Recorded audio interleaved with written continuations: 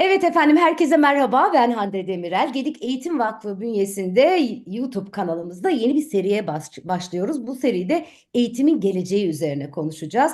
Mevcut gelişmeler ve bundan sonrasında değişecek olan tüm ortam bizi aslında eğitimle ilgili, mesleki becerilerle ilgili, yeteneklerimiz veya sahip olmamız gereken becerilerle ilgili düşünmeye zorluyor. Dolayısıyla biz de bu seride bunu yapacağız. İlk bölümde gerçekten ufuk açıcı bir girişimci, bir eğitim gönüllüsü bizimle birlikte. Sevgili Sezgi Koçak. Sezgi'cim hoş geldin.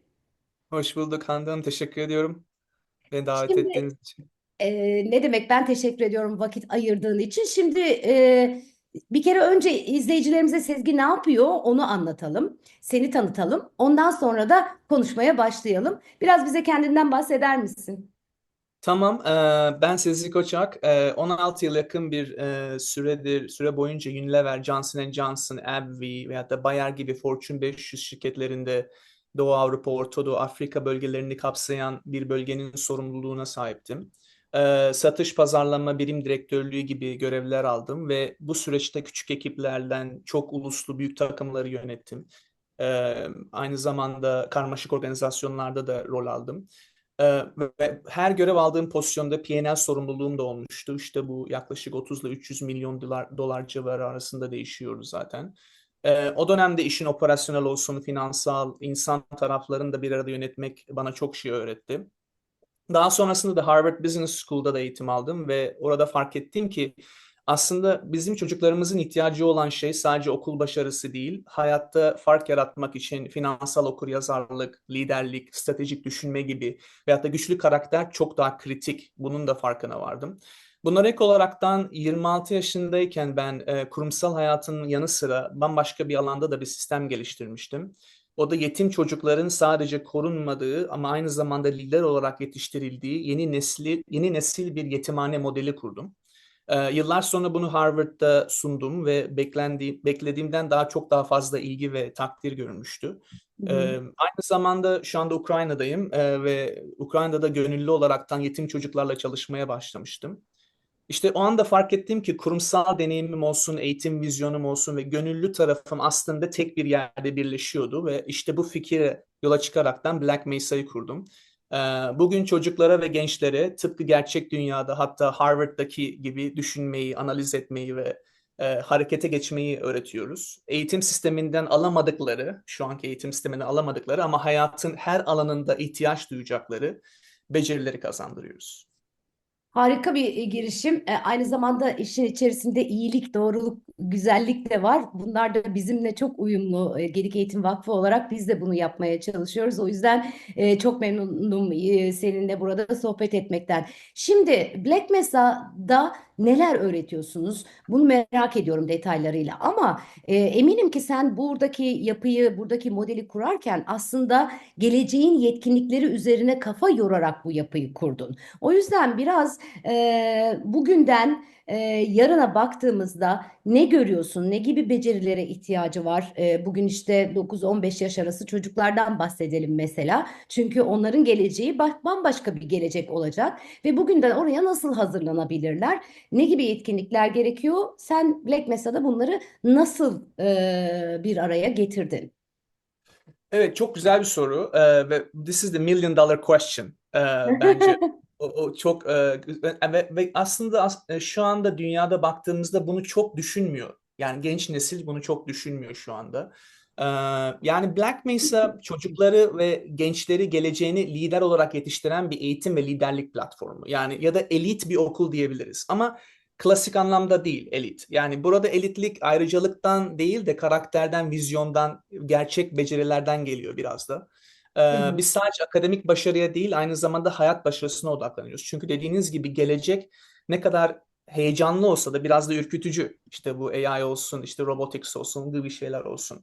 Böyle bir geleceğe nasıl hazırlık yapılabilir? Kimse tabii crystal ball yok elinde. Hani hı Palantir diyoruz ya, o Palantir ne yazık ki yok. Biz okulun öğretmediği ama gerçek hayatta en çok ihtiyaç duyulan konuları öğretiyoruz. Ne gibi konular mesela? Finansal okuryazarlık, yatırımcılık, Problem çözme ve karar alma becerileri bu gibi konular çok önemli. Liderlik ve topluluk önünde konuşabilme, tabii ki iş İngilizcesi ve global iletişim çok önemli. Kariyer planlama ve kişisel marka. Hele gelecekte bu daha da önemli olacak. Çünkü sosyal medya şu anda inanılmaz önemli ki gelecekte düşünemiyorum daha ne kadar da önemli olacağını. Öğrencilerimiz 8 yaşından 25 yaşına kadar uzanıyor. İşte Hı hı. Birleşik Arap Emirlikleri'nden tutun mesela Dubai, Abu Dhabi olsun, Türkiye, Belçika, UK, Fransa, Ukrayna gibi yerlerden birebir dersler veriyoruz. Hı Çocuklara girişimciliği öğretiyoruz. Aynı zamanda yatırımcı olmayı ya da kurumsal hayatta hazır bireyler haline getirmeye çalışıyoruz. Ama yani kişiye özel bu dersler çünkü her öğrenci daha değişik kendi pace'inde oluyor. Ee, Her öğrencinin yapısına, ilgisine ve karakterine göre birebir tasarlanıyor bunlar. Bizde tek bir tip eğitim yok. Yani şöyle söyleyeyim, her çocuk için ayrı bir yolculuk var. Ee, Ve bu bir sprint değil, bu bir maraton gibi düşünebilirsiniz. Çünkü her şeyi çok kısa zamanda öğretmek çok kolay olmuyor. Genelde öğrenciler bizimle uzun süre kalıyor. Çünkü her ders bir öncekinin üzerine inşa ediliyor. Öyle bir sistem var. Yoksa o kadar genç yaşta kolay değil bu kadar derin, detaylı şeyler üretebilmek. Ve en önemlisi de etkiler hemen görünmeye başlıyor. Yani çocuğun finansal bilgisi artıyor, iş dünyasına dair farklılığını gelişiyor.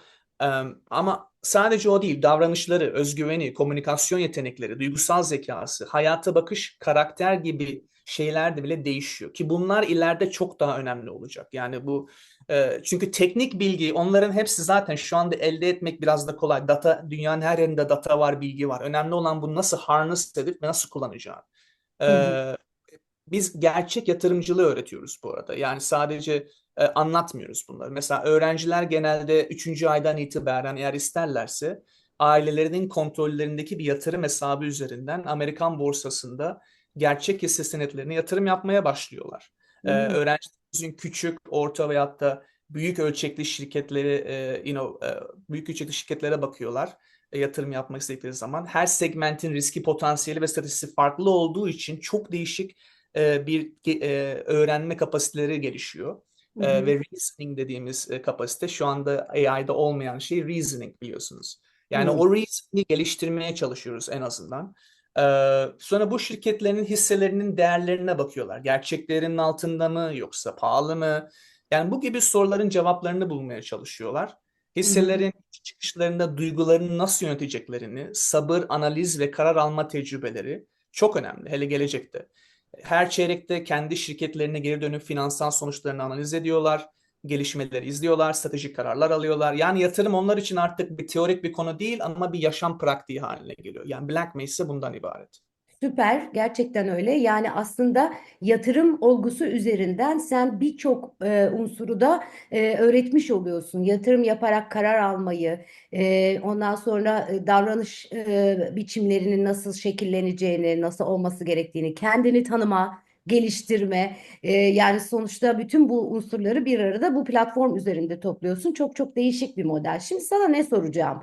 E, Yapay zeka konusunda dünyaca ünlü bir kişi var, Jeffrey Hinton diye. Bu adam ısrarla diyor ki gençlere tesisatçı olun, musluk tamir edin diyor. Ondan sonra ne bileyim kuaför olun diyor. Ya da ne bileyim bahçıvan olun diyor. Şimdi tabii dünya kadar okuyup dünya kadar eğitimler alıp kendini birçok alanlarda geliştirmek için çaba sarf eden gençler için bu biraz hayal kırıklığı yaratan bir söz gibi geliyor bana. Yani bu mudur diyecek olanlar olabilir. Şimdi buna katılıyor musun? Çünkü bunu söylerken de arka planında şunu diyor. Yapay zekanın diyor hali hazırda bazı becerileri eksik. Mesela ince motor becerileri eksik, fiziksel çeviklik, duygusal temas ya da insani sezgi gerektiren işlerde insanları yakalayamadığını görüyoruz diyor. Buna istinaden de böyle bir sav öne sürüyor ve gençlere aşçı olun, bahçıvan olun, tesisatçı olun gibi önerilerde bulunuyor. Ne diyorsun? İlginç bir yaklaşım. Partially I agree. Yani %100 katılmıyorum ama katıldığım yanları var. Hatta şöyle güzel bir örnek vereyim. Hande Hanım. Benim öğrencilerimden birisi, kendisinin ismini de söyleyebilirim. Stefan. Kendisi Londra'da yaşıyor. 25 yaşında. Hı Bu hı. çocuk üniversite okumadı. Onun yerine 5 senedir inşaatta çalışıyor. İnşaatın değişik alanları işte tam ben anlamıyorum tabii detaylarını da tavanı bir sene tavana baktı, bir sene işte duvarlara, bir sene oraya buraya işte birçok değişik kısımlarını öğrenmiş 5 sene boyunca. Tabii ağır bir çalışma temposu ve gayet de güzel para yapıyor şu anda. Yani şok olursunuz yaptığı parayı duyarsanız. Dersiniz yani inşaatçı nasıl bu kadar para yapar? Yapıyor çünkü o dediğiniz döngü biraz da sanki başladı gibi. Bana aynı zamanda kendisinin hayat koçuyum. Sadece finansal eğitim ve liderlik değil. Bana bir gün geldi dedi ki Sezgi dedi ben dedi IT okumak istiyorum dedi. Dedim üniversitede mi okumak istiyorsun? Evet, üniversitede IT'ye gireceğim 25 yaşında, 29 yaşında mezun olacağım dedi. Peki dedim bu 4 sene zarfında inşaata ne olacak? Yok bırakacağım çünkü vaktim olmayacak dedi. Tamam dedim yani tabii ki direkt de yapma diyemiyorsun. Çünkü sonuçta herkesin hayatına o kadar da yani açık bir şekilde şey vermiyorum sonuçta. Yani insanların kendi karnı kendi vermeleri gerekiyor. Ama biraz ufkunu açmak açısından şöyle bir yorumda bulunmuştum. Dedim ki bak dedim Stefan benim MIT'de arkadaşlarım var dedim şu anda. Mezun olmayı bekliyorlar ama aynı zamanda korkuyorlar. Çünkü yapay zeka şu anda e, nasıl diyeyim bu üst düzey programmerları, coderları biraz da hafiften otomasyon sayesinde sayılarını azalttırdı firmalarda. Ne oluyor? Bu üst düzey yıllarca deneyimi olan programmerlar daha az maaşla daha çok iş yapmayı kabul ediyor. Dolayısıyla bu böyle trickling down effect dediğimiz bir problem yaratıyor. Ne oluyor? Yeni mezunlara iş sayısı çok daha az şu anda o sektör. Yani şöyle bir şey dedim. Sen dedim 4 yıl çalışmayacaksın. O parayı yapmayacaksın. Aynı zamanda üniversiteye para vereceksin. Aynı zamanda 29 yaşında mezun olduğunda 7 yıl çoktan bu sektörde deneyimi olan insanlarla yarışacaksın. Yani bu sadece bir örnek. Yani o anda onun farkına vardı ve şuna karar verdik. Dedik ki neden mesela bir 15 yıl daha çalışmıyorsun bu sektörde? Yani inşaatın her yönünü öğren A'dan Z'ye. Sadece bu değil. Aynı zamanda Stefan benden finansal eğitim yatırımcılığı öğreniyor. Ne yapıyor? Kazandığı paranın belli bir kısmını yatırıyor. Amerikan borsa hisseleri satın alıyor. Şimdi öyle parasını büyütüyor, compound ediyor. Dedim sen bunu yapmaya devam et. 40 yaşına geldiğinde örnek veriyorum. O zaman kendi inşaat firmanı kurabilirsin. O zamana kadar çok yeterince capital'ın ve paran olacak. Tüm supplier'ları ve aynı zamanda tüm customer'ları tanıyacaksın ve A'dan Z'ye construction her şeyini öğreneceksin inşaatın. Bu daha mantıklı değil mi dedim ve şu anda gerçekten ona karar verdi. Yani bir nebze bu kişinin bu söylediğiniz kişinin yani söylediği şey bayağı mantıklı. Evet, Buna katıl peki. ama aynı zamanda mesela bu tek yol değil. Ha bu arada AI, yapay zeka şu anda reasoning yapamıyor olabilir. Ama hiçbir zaman ki tüm velilere ve tüm çalışan arkadaşlarıma önerim bu. Yatırımcı olarak da biz ben bir hisse alırken geleceğe yönelik alırız. Bugüne yönelik almayız. Hayatınıza ve çocuğunuza yatırım yapacağınız zaman da bugüne yönelik karar vermeyin. Yani bir 5-10 sene sonra AI reasoning yapabilecek. Size bir örnek vereyim. Elon Musk Optimus denilen bir robot çıkartmak üzere. Hı Ve bu hı. Optimus'un YouTube'da birkaç videosunu izleyin. İnsanlarla böyle kendisinin böyle konuştuğu. Orada sarkastik şakalar yapmaya başlamış durumda. Şu anda. Yani onu şu anda yapabiliyorsa o sarkastik joke'ları 10 sene sonra ne olacağını kim ne bilecek? Yani o yüzden geleceğe yönelik bir bakış açımız olması gerekiyor. Hı Ama hı. sadece girişimcilik değil olay, kurumsalda da ilerleyebilirsin ama ne tarzda ilerleyeceğin esas önemli olan. Onu da Black Mesa'da bizim güzel bir yöntemimiz var. Peki, birazcık o yöntemden bahsedebilir misin? Nasıl ilerlemek lazım? Yani dediğin doğru. Herkes biricik, unik. Herkesin kararları, becerileri farklı ama bir genel yol, yön de olsa gerek herkes için geçerli olan. Bak şimdi biz İstanbul Gedik Üniversitesi'nde pırıl pırıl gençler yetiştiriyoruz. Farklı alanlarda eğitim görüyorlar ve hem içerideki hem dışarıdaki koşullar nedeniyle endişeliler. Onlara yön yol göstermek adına bu metodolojiden biraz bahseder misin? Tamam, ona geleceğim. Ondan önce şu Peki, teknolojiye biraz daha dalalım ve tamam. iki ana dalımdan bahsetmek istiyorum. Bugün yapay zeka dediğimiz gibi otomasyon, dijitalleşme her sektörü değiştiriyor. Ee, Yani şunu unutmamak gerekiyor. Bugünün 8-10 yaşında, 13-15 yaşında öğrencisi üniversiteden mezun olduklarında bambaşka bir dünyaya adım atacak. Bu Doğru. gelişmeler heyecan verici ama ürkütücü. Gelecekte hangi meslek kalacak, hangisi otomasyona geçecek belli değil. Hı Yani hı. bunun farkına varmamız gerekiyor. İşte Black Mesa'da tam bu nedenle çocukları geleceğin belirsizliğine karşı güçlendirmeye odaklanıyoruz. Onlara teknoloji öğretmiyoruz. Ama Hı teknoloji çağında ayakta kalacak zihin yapısı ve karakteri inşa ediyoruz. Rekabet artık ezberi en iyi anda yapan kişi değil de düşünebilenin, karar alabilenin, kendini yönetebilenin elinde. İşte bu yüzden Black Mesa'da biz bunu iki ana yola erken yaştan öğretiyoruz. Bir girişimcilik, iki kurumsal liderlik. hı. Hı. Yani bu yollar farklı olabilir ama başlangıçları çok benzer, ilerlemesi de bir nebze benzer. Finansal okuryazarlık ve erken yatırım disiplini ikisinde de çok önemli. Hı Yani hı. çünkü ister kendi işini kurmak iste, ister kurumsal hayatla yükseklere oynamak iste, çocuk birikim yapmayı, yatırım yapmayı ve parasını büyütmeyi öğrenmek zorunda. Ve bugün küçük birikimlerle başlayan öğrencilerimiz bu sayede sermaye oluşturuyor. Daha Hı. erken yaşta iş kurabiliyor veya bu parayla üniversite ücretini karşılayabiliyor ya da yatırım yapmaya devam edip kurumsal kariyerlerine finansal bağımsızlıkla başlıyor. Yani kısacası Black Mesa'da çocukları sadece bugüne değil, geleceklerindeki 20-30 yıla doğru bir hazırlık yapıyoruz. Yani Hı bu hı. şekilde iki dalda ilerlemek bence yine çok önemli. Hı hı.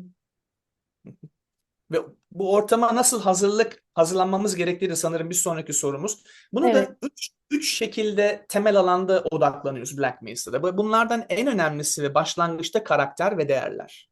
Hı hı. Çok önemli. Yani sabır, azim, dürüstlük, merak çok önemli. Bunlar artık çocuğun en büyük sermayesi. Hızla Hı değişen bir dünyada ayakta kalmak için karakter şart ve adapte olabilmek şart. Ya ikincisi gerçek hayat becerileri. Yani çocukların küçük yaştan itibaren para yönetimini öğrenmesi, yatırım, stratejik düşünme ve topluluk önünde konuşma becerileri gerekiyor. Artık bu hı. bir lüks değil, bu bir temel ihtiyaç. Hı hı. Mesela üçüncüsü de küresel bakış açısı. Yani dünya artık bayağı küresel. Ne kadar yani deglobalization'a doğru gitmeye çalışsa da mesela Amerika. Yani o küresellikten çıkmamız çok kolay değil. Yani İngilizce konuşmak yetmiyor. Çocuk iş dünyasında sunumlarda, mülakatlarda, toplantılarda akıcı, stratejik ve etkili bir şekilde kendini ifade edebilmeli. Hı hı. Yani biz Black Mesa'da bu çocukları üç yönde geliştiriyoruz. Yani her çocuğa özel planlar yapılıyor. Yaşına, seviyesine, ilgisine göre buna göre bir uygulamaya geçiliyor. Mesela derslerde ne öğretiyoruz? Gerçek şirketleri A'dan Z'ye analiz ediyoruz. Hı hı. Vizyonu, misyonu nedir? CEO ve yönetim kurulu liderlerin profilleri neler? Neden bunlar seçilmiş? Rekabet avantajları nelerdir? Farklılaştıran noktalar nelerdir? Finansalları, gelir tablosu, bilançoları, nakit akışı.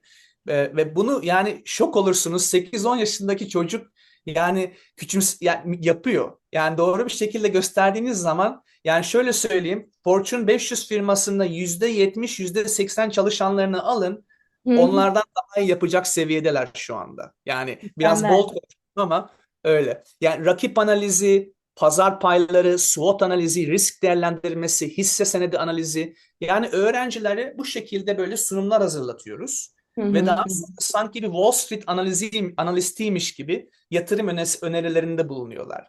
Ee, Sonra girişimciliği öğretiyoruz. Yani öğrenciler kendi iş fikirlerini geliştiriyor. Hı Mesela benim hı. öğrencimden birisi Onat adında bir öğrenci. Mesela onunla iş fikirleri konusunda konuşurken kendisi mesela AI ve AI şeklinde çalışabilen bir çöp bildiğiniz bu sokaktaki büyük çöp şeyler var ya. Ya o çöpler mesela otomatik belli bir seviyeye geldiğinde sinyal verip işte dolduğunu gösteriyor. Ona göre işte traklar gelip onları boşaltıyor. Çünkü traklar normalde dolmasa bile çöpler durmadan gidip Evet. gelmek olduğu için ya oradan para şey yapmaya çalışıyor mesela ve trakları da elektriğe dönüştürmek şeklinde böyle bir Hı giriş üzerine bir teori oluşturduk mesela. Yani bu tarz böyle fikirler geliştiriliyor, iş modeli kuruyoruz. Sonra break even yani nasıl zarardan break even'a getirilir? Bu hı. sunum dosyası hazırlanıyor ve bunu yatırımcılara nasıl sunulur? O süre zarfında şunu öğreniyor. Aa işte demek ki bu mümkün değil. Çünkü üçüncü, dördüncü seviyede biz farkına vardık ki bu olmazmış. Ama onu da öğretiyor yani en azından girişimcilikte. Başka Şimdi mesela evet. tabii devam et lütfen. yani Black Mesa'da daha var. Yani dünyanın ünlü şirketlerin aktivist yatırımcılarının vakalarını inceliyoruz. Hı Mesela hı. Carl Icahn, Bill Ackman gibi insanların nasıl şirketleri etkilediğini, ne gibi hissi arttırdıklarını ve o firmalara katkıda bulunduklarından tutun. Halka arz süreci nedir? Girişim zarar ederken nasıl kârı geçer? Finansal modelleri anlatıyoruz. Finansal tabloları dediğim gibi gelir tablosu, bilanço, nakit akışı, sunum, tartışma, mantık yürütme, kritik düşünme, ya bu gibi interaktif şeyleri öğretiyoruz. Hatta öğrencilerimizin kendi ileri seviyelerde Harvard'dan case study'leri getiriyoruz önlerine. Hı hı. Ve Harvard'da case study'lerin nasıl yapıldığını sanki böyle oradaymış gibi Hı hı. öğretiyoruz. Yani bunlar sadece birkaç örnek. Harika, insan aklına şu soru geliyor. Ebeveynler düşünüyordur, çocuklar düşünüyordur. Neden bu kadar çaba diye. Ama hemen arkasından yanıtı da geliyor. Çok müthiş bir rekabet var. Rekabet ortamı var. Yani evet, teknoloji gelişiyor, hayat kolaylaşıyor birçok noktada ama geldiğimiz noktada da işte en büyük rekabeti bugün Amerika ile Çin arasında görüyoruz. Dünyayı savaşlara sürükleyen bir rekabetten bahsediyoruz. Öyle böyle değil. Dolayısıyla herhalde çocuklarımızın, gençlerimizin bu rekabetçi ortama hazır olmaları gerekiyor. Hem mindset olarak, yani psikolojik olarak bunu kabul ediyor olmaları gerekiyor. Hem de burada ayakta kalabilmek, hayallerini gerçekleştirebilmek için işte senin bu saydığın tarzda akademik eğitimin yanı sıra ya da akademik eğitimin de içerisinde bazı beceriler, bilgiler, yetkinlikler kazanması gerekiyor diye düşünüyorum. Katılır mısın? Kesinlikle katılıyorum. Tabii ki daha çok rekabetçi dediğiniz gibi. Yani mesela örnek vereyim. Klarna denilen çok meşhur bir fintech firması Amerika'da IPO olmak üzere. Hı hı. Ve bu Halka arz olacak yani. evet halka arzı olacak ve Hı hı. CNBC'de bir şeyini izlemiştim. Mülakat, interview, Hı röportajı izlemiştim.